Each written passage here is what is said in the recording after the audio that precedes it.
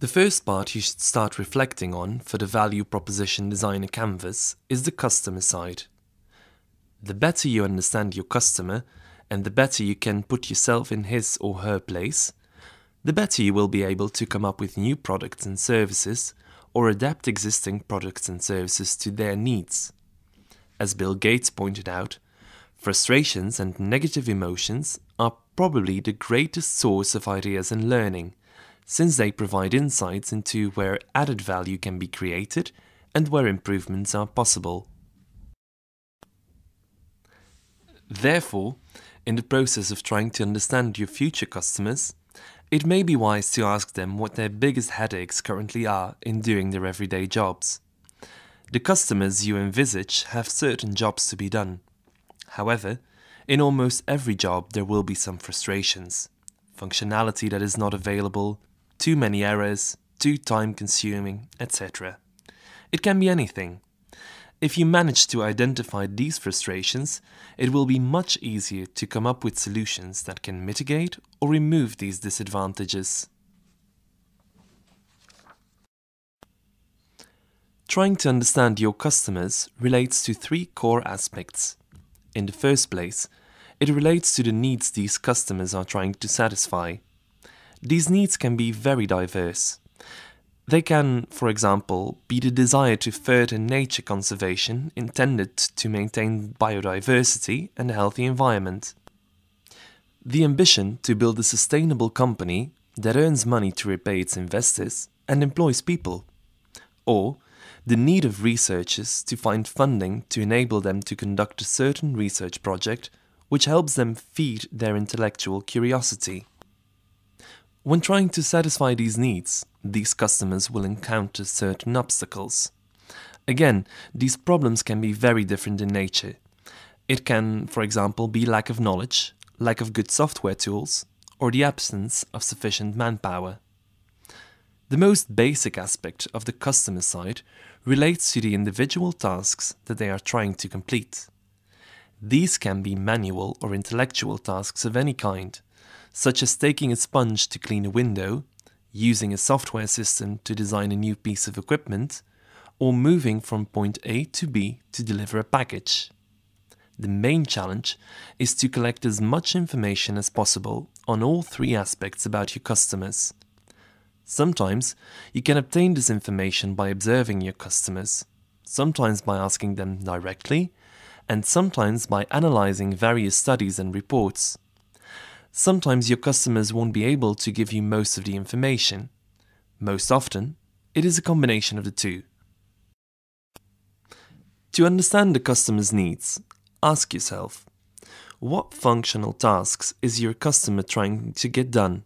For example, perform or complete a specific task, solve a specific problem. What social objectives does your customer have? For example, trying to look good, to gain power or status. What emotional needs does your customer have? For example, aesthetic ones, to feel good, security. And what basic needs is your customer trying to satisfy? For example, communication or sex. Specific tasks and jobs often involve more than one of these categories. The basic idea, however, is to think more broadly than about just the functional tasks a customer performs.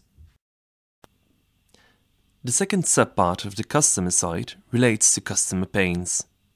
Again, the challenge is to think broadly enough. Try to describe the negative emotions, undesired costs and situations, and risks that your customer experiences or could experience before, during, and after getting a particular job done.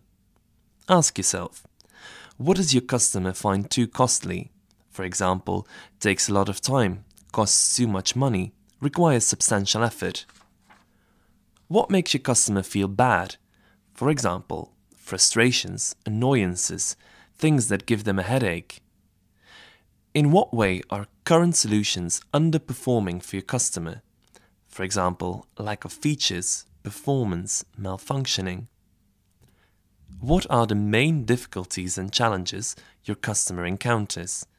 For example, understanding how things work, difficulties getting things done, resistance from others. What negative social consequences does your customer suffer from or fear?